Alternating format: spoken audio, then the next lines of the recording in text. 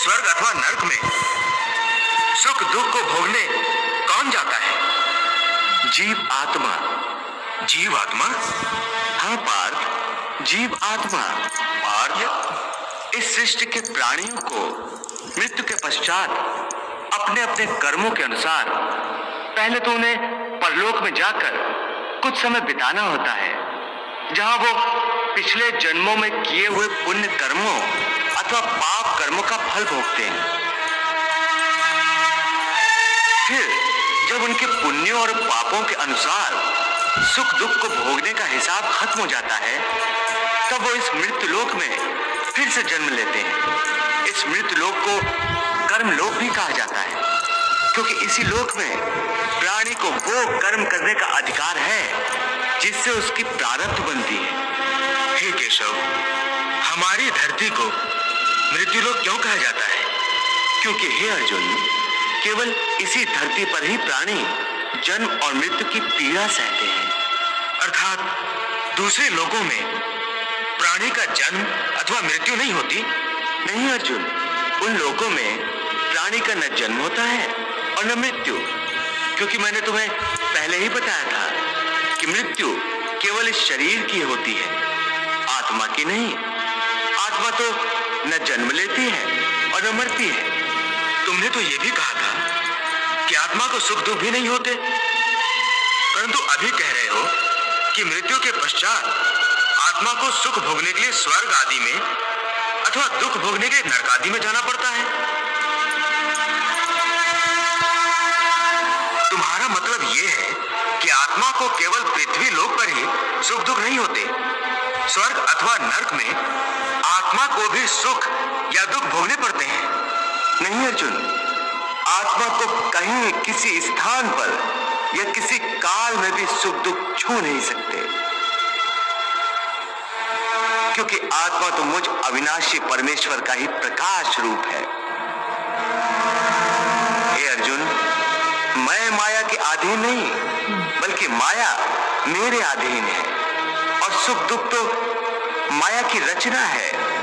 इसलिए जब माया मुझे अपने घेरे में नहीं ले सकती, तो माया के रचे हुए सुख या दुख मुझे कैसे छू सकते हैं?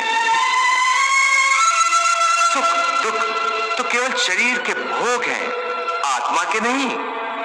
हे केशव, लगता है कि तुम मुझे शब्दों के मायाजाल में भरमा रहे हो। मान लिया कि सुख दुख केवल शरीर के भोग हैं, आत्मा इनसे अलिप्त है, फिर जो शरीर उनको भोगता है उसकी तो मृत्यु हो जाती है, वो शरीर तो आगे नहीं जाता। फिर स्वर्ग अथवा नरक में सुख दुख को भोगने कौन जाता है? जीव आत्मा। जीव आत्मा? हाँ पार्थ, जीव आत्मा। ये जीव आत्मा क्या है केशव? देखो, जब किसी की मृत्यु होती है तो असल में ये जो बाहर का स्थूल शरीर है केवल यही मरता है। इस स्थूल शरीर के अंदर जो सूक्ष्म शरीर है वो नहीं मरता।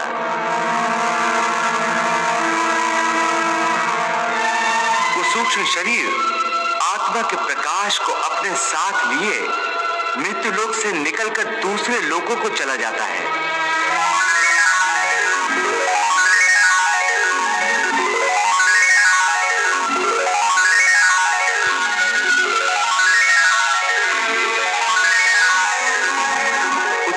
शरीर को जीवात्मा कहते हैं। इसका अर्थ है कि जब आत्मा एक शरीर को छोड़कर जाती है तो साथ में जीवात्मा को भी ले जाती है।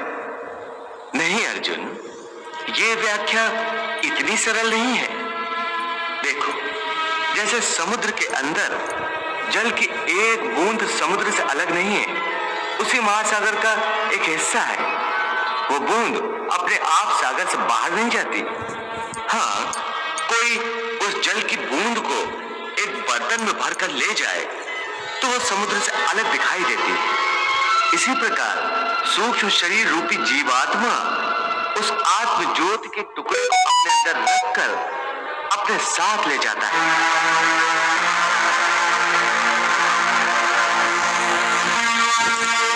यही जीवात्मा की यात्रा है, जो एक एक शरीर से दूसरे शरीर में, एक योनि से दूसरी योनि में विचरती रहती है। हे महादेव, भगवान श्री कृष्ण परमात्मा, आत्मा और जीवात्मा की व्याख्या करते करते मनुष्य के स्थूल और सूक्ष्म शरीर की बात कर रहे हैं। मेरी ये जानने की इच्छा है कि इस सूक्ष्म शरीर का आकार क्या होता है? देवी, सूक्ष्म शरीर का आकार प्राणी के बाहरी स्थूल शरीर जैसा ही होता है।